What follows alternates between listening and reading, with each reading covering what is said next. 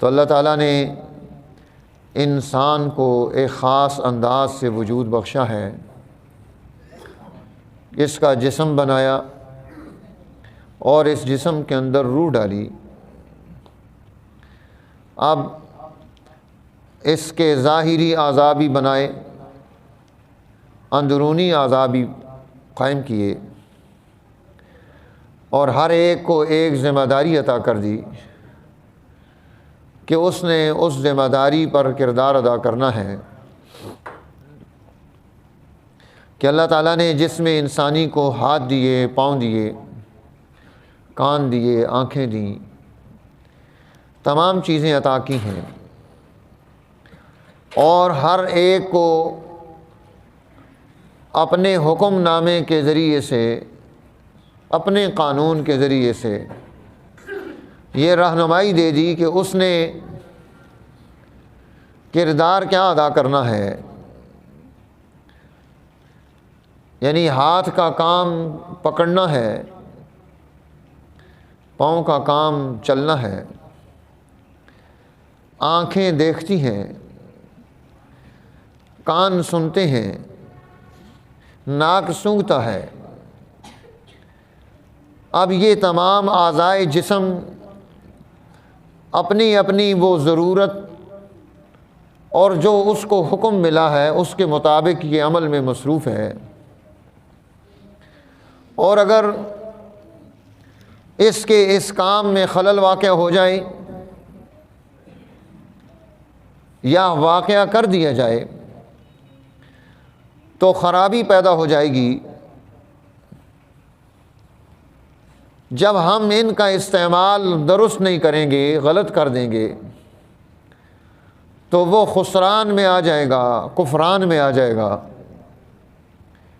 اور اسی طرح حرمان میں آئے گا کہ انسان کو افسوس ہوگا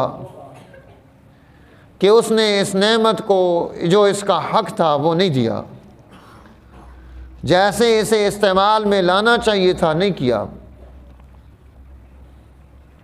اب ہاتھ نے قلم پکڑا اور ظالم کی حمایت میں دستخط کر دیے تو ہاتھ سے ظلم ہو گیا۔ اب یہ عمل آگے بڑھ کر اس سماج اور سوسائٹی میں خرابی کا ذریعہ بن جائے گا۔ یہ خسران ہے، نقصان ہے بہت بڑا کہ انسان کا ایک لفظ لکھا ہوا کتنی خرابیاں پیدا کر سکتا ہے، اور اس کا ایک لکھا ہوا لفظ سوسائٹی کے لیے کتنا کارآمد ہو سکتا ہے۔ جب ضرورت ہو تو اسے استعمال میں لایا جائے، اگر بوقت ضرورت یہ نہ کرے تو پھر بھی کفران ہے، ناشکری کر دی، نعمت کا درست استعمال نہیں کیا۔ اسی لیے اللہ تعالیٰ نے ان اعضائے بدن اور ان کے جو امور ہیں ان کی بھی وضاحت فرمائی۔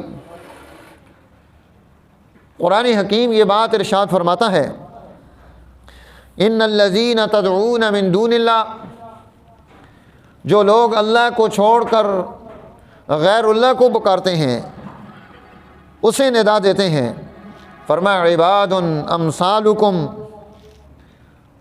یہ تو تمہارے جیسے بندے ہیں، انہوں نے کوئی چیز پیدا نہیں کی، فادعوہم فلیستجیبوا لکم ان کنتم صادقین،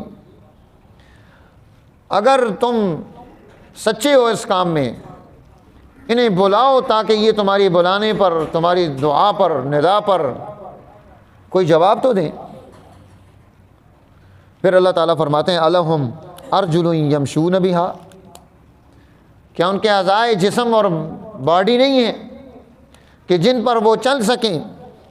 ام لہم ایدی یبطشون بہا، یا ان کے ہاتھ ہوں جن سے وہ پکڑ سکیں؟ ام لہم اعین یبصرون بہا، یا ان کی آنکھیں ہوں جن سے وہ دیکھ سکیں؟ ام لہم آذان یسمعون بہا، یا ان کے کان ہوں جن سے وہ سن سکیں؟ یعنی یہ جو ظاہری اعضاء ہیں ان اعضاء کا جو بنیادی کام ہے، قرآن حکیم ان اعضاء کے ان کاموں کو بیان کر رہا ہے کہ جن ناخداؤں میں اتنی بھی صلاحیت و استعداد نہیں کہ وہ اپنے ہی ہاتھ اور پاؤں اور آنکھوں اور کانوں کا استعمال کر سکیں، وہ تمہیں کیا فائدہ پہنچائیں گے؟ تمہاری بات کو کیسے سنیں گے؟ تمہیں کیسے رہنمائی دیں گے؟ تمہارے مسائل کو کیسے حل کر سکیں گے کہ ان کے اندر اتنی بھی استعداد نہیں؟ اس لیے قرآن حکیم نے ان اعضاء کے بارے میں دوسرے مقام پر یہ بات بھی ارشاد فرمائی کہ جب اعداء اللہ، اللہ کے دشمنوں کو میدان قیامت کے میدان میں اللہ کی بارگاہ میں حاضر کیا جائے گا، ان سب کو جمع کر لیا جائے گا، اور اس کے بعد اللہ تعالیٰ ان کے اعضائے جسم کو حکم دے گا کہ تم گواہی دو، بولو۔ وہ بتائیں گے، گفتگو کریں گے۔ جب وہ ان کی گفتگو سنیں گے تو حیران ہو کر ان سے سوال کریں گے کہ تم میں یہ قوت گویائی کہاں سے آ گئی؟ تم کیسے بول پڑے؟ تمہارے اندر یہ استعداد اور صلاحیت کیسے پیدا ہو گئی؟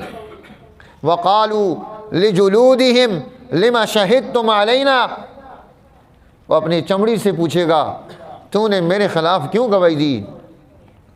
لِمَ شَهِدْتُمْ عَلَيْنَا، کیوں میرے خلاف گواہی دی ہے؟ قَالُوا أَنْطَقَنَا اللَّهُ الَّذِي أَنْطَقَ كُلَّ شَيْءٍ، کیا جو سے رب کبریا نے ہمیں قوت کلام عطا کر دی، انطق کل شیء، جیسے اس نے کائنات میں ہر چیز کو یہ قوت کلام عطا کی ہے، جس کو اس نے دی ہے وہ کلام کر رہا ہے۔ تو میرے دوستو، یہ انسان کے ظاہری اعضاء اللہ نے ان کے ذمہ کام لگایا، ڈیوٹی اور ذمہ داری لگائی، اور پھر یہ اعضاء الگ نہیں، سلطان الاعضاء بھی موجود ہے جو ان تمام اعضاء کا سردار ہے، ان کا لیڈر اور سربراہ ہے، اسے دل کہا جاتا ہے، اور اس کی ذمہ داری یہ ہے وہ علم حاصل کرے، وہ شعور حاصل کرے، وہ ادراک حاصل کرے، اس کے اندر فہم و بصیرت پیدا ہو، اور اس فہم و ادراک اور شعور کی بنیاد پر وہ کائنات میں موجود وہ ساری چیزیں جو اس جسم انسانی کے لیے مفید ہیں وہ ان کو اس کی طرف رہنمائی دے، چلائے، جو مضر ہیں انہیں ان سے روک دے۔ جس طرح بادشاہ کا کام یہ نہیں ہوتا کہ وہ مزدوری شروع کر دے، وہ اپنے کاروبار میں لگ جائے، اس کی ذمہ داری یہ ہے کہ وہ اپنی قلم رو میں آنے والی ہر چیز کی نگہداشت کرتا ہو، نگرانی کا نظام درست رکھے، اسے معلوم ہو کہ میری سوسائٹی میں، سماج میں جہاں میری حکومت ہے وہاں کیا ہو رہا ہے، کہاں کس چیز کی ضرورت ہے، اس کا حل کیا نکالنا ہے۔ بادشاہ کی ذمہ داری ہوتی ہے۔ ہمارے ہاں ذمہ داریاں تفویض کرتے ہوئے اس کا صوفی ہونا، اس کا حاجی ہونا، اس کا سید ہونا، اس کا حافظ ہونا، ان چیزوں پر فخر کیا جاتا ہے کہ جی بڑا نیک بادشاہ تھا، اس کے پاس ہر وقت قرآن موجود ہوتا تھا۔ بھئی ہم کیا کریں؟ اگر اس کی سوسائٹی میں ظلم ہے تو اس کے ذاتی طور پر 100 نفل پڑھ لے یا 1000 پڑھ لے، اپنی ذمہ داری پوری نہیں کی۔ اس کی ذمہ داری یہ نہیں کہ وہ اپنے انفرادی نیکیوں میں مصروف رہے، اپنے ذکر اذکار میں لگا رہے، اس کی ذمہ داری تو یہ ہے کہ قلم رو میں کوئی بھوکا نہیں ہونا چاہیے، کوئی بے گھر نہیں ہونا چاہیے، کسی پر کوئی ظلم نہ کرے، کسی سے کوئی مال نہ چھین لے، کسی پر کوئی ڈاکہ نہ مارے، کوئی چیز مہنگی نہ بیچ دے۔ سربراہ کی ذمہ داریاں ہیں۔ اسی طرح جسم انسانی میں اللہ نے سلطان الاعضاء بنایا کہ تیری ذمہ داری اور ڈیوٹی یہ ہے کہ اپنے جسم کی، یہ تیرا اقلیم ہے، یہ تیری حکومت ہے، جسم اس کو تو نے درست رکھنا ہے۔ اس لیے حضور نبی کریم صلی اللہ علیہ وسلم نے فرمایا ان فی الجسد مضغۃ، انسانی جسم کے اندر ایک گوشت کا لوتھڑا ہے، وہ گوشت کا لوتھڑا کیا ہے؟ اذا صلحت صلح الجسد کلہ، اگر وہ درست ہو جائے تو پورا جسم درست ہو جاتا ہے۔ اس کی درستگی سے آنکھ صحیح ہوگی، کان صحیح ہوگا، ہاتھ صحیح چلے گا، قدم صحیح اٹھے گا، ساری چیزیں درست ہوگی۔ وَإِذَا فَسَدَتْ فَسَدَ الْجَسَدُ كُلُّ، جب اس میں فساد پیدا ہو جائے تو پھر اس کے پورے جسم میں فساد پیدا ہو جائے گا، بیماریاں پیدا ہو جائیں گی۔ اسی لیے قرآن حکیم نے منافقین کے تذکرے میں پہلے پارے میں سورہ البقرہ میں دوسرے رکوع میں یہ بات ارشاد فرمائی، فی قلوبہم مرض، بیماری ان کے قلب میں ہے، ان کے دل میں بیماری پیدا ہو گئی، اس بیماری کی وجہ سے ان میں فساد پیدا ہو گیا، یہ مضر ہو گئے، یہ سوسائٹی کے لیے نقصان دہ ہو گئے، ان کے اندر یہ خرابی پیدا ہو گئی۔ تو اس لیے یہ قلب، یہ اللہ نے اسے سلطان الاعضاء بنا کر اسے ایک سوسائٹی دی کہ سوسائٹی پر تو نے ان کو کیسے درست رکھنا ہے۔ تو یہ جسم انسانی، اس کی ذمہ داریاں لگائی گئیں، اور جب اس سے اس کی ذمہ داریاں چھین لی جائیں گی، لے لی جائیں گی، اس سے غلط کام کرایا جائے گا تو اب وہ خرابی پیدا ہونی شروع ہو جائے گی۔ سوسائٹیوں کی تباہی اور بربادی وہ تبھی آتی ہے جب وہاں جو ذمہ داری جس کے پاس ہو وہ اس ذمہ داری سے عہدہ برآں نہ ہو رہا ہو۔ اسی لیے آپ دیکھیے حضور نبی کریم صلی اللہ علیہ وسلم سے ایک آدمی نے آ کر سوال کیا کہ قیامت کب قائم ہوگی؟ آپ نے فرمایا کہ تو قیامت کے قیام کے بارے میں پوچھتا ہے، اذا ضیعت الامانہ، جب امانتوں کو ضائع کیا جائے گا قیامت قائم ہو جائے گی۔ اس نے پوچھا یا رسول اللہ کیف اضاعتھا، امانتیں کیسے ضائع ہوں گی؟ آپ نے فرمایا اذا وسد الامر الی غیر اہلہ، جب کسی نااہل کے کوئی کام سپرد کر دیا جائے، فانتظر الساعہ، پھر قیامت کا انتظار کرنا۔